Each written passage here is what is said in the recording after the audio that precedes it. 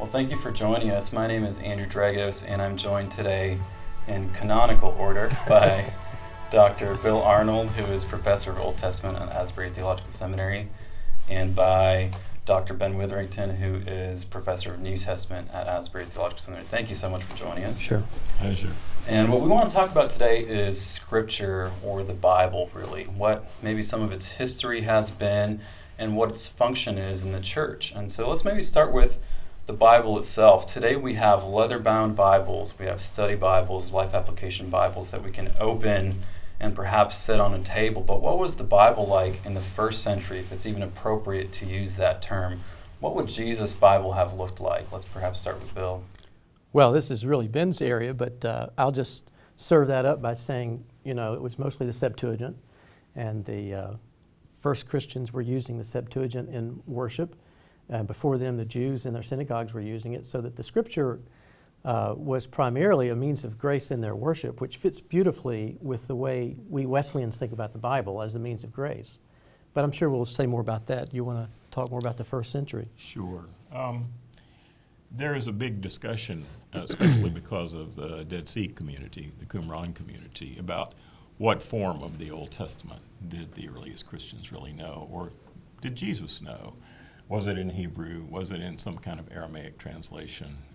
Was it in Greek? So there's continual debate about those kinds of things. What we know about Jesus is he spoke in Aramaic. So I would assume that the Bible that he read from in his home synagogue when he read a text from Isaiah would have been Hebrew. And then he may have translated it into Aramaic or paraphrased it in Aramaic and then spoke to the audience in Aramaic. But in general, once we get the Christian movement going, I think there's no question but that the Septuagint, the LXX, the Greek translation of the Old Testament, was overwhelmingly the early Christians' Bible, if you will. And remember, we didn't have a New Testament yet, so the only Bible they had was some form of the Old Testament. And the Greek form, in many ways, was the same as the Hebrew form, but in some ways it was very different. It was sometimes a free translation rather than a literal translation. And there's even an extra psalm in the Greek version of the Psalms as opposed to the Hebrew. So I think mostly they studied the Bible in Greek, but individuals didn't mostly have Bibles. The place where you'd find Bibles would be in the temple or in the synagogue, or occasionally in a very wealthy, socially elite person's home. But people weren't carrying around Bibles in the first century AD. They were very expensive property.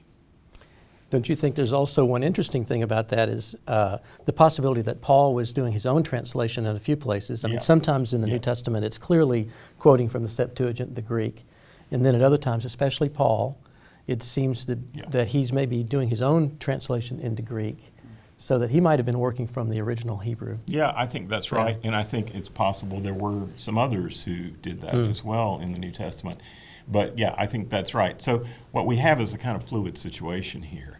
What we know for sure, what to me is the most interesting thing, is that every time a writer of the New Testament, or Jesus, says, quote, in the writings, in the scriptures, they always quote from something that we know as the Bible.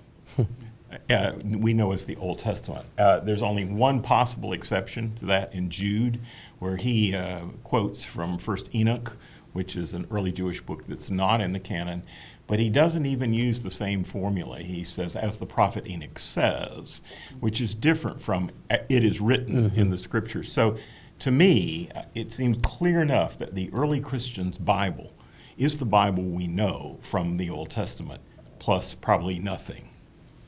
So would they have had a book that they can open up and sit on a lectern and read from, or what did that look like? No, they had mostly scrolls.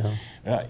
There's a debate as to whether the earliest Christians are the persons who first seriously embraced the Codex, which looks more like a book, to put a bunch of manuscripts together. But by and large, it seems clear enough to me from the Cairo Geniza in Egypt and elsewhere that the early Jews used scrolls or there was an Isaiah scroll, like at Qumran, there was this scroll, there was that scroll. So mostly you'd have individual scrolls. You remember the story of the Ethiopian eunuch riding back to Egypt, and he's got this big old scroll, and he's reading it, and he just doesn't understand it, and it's just one book, it's Isaiah.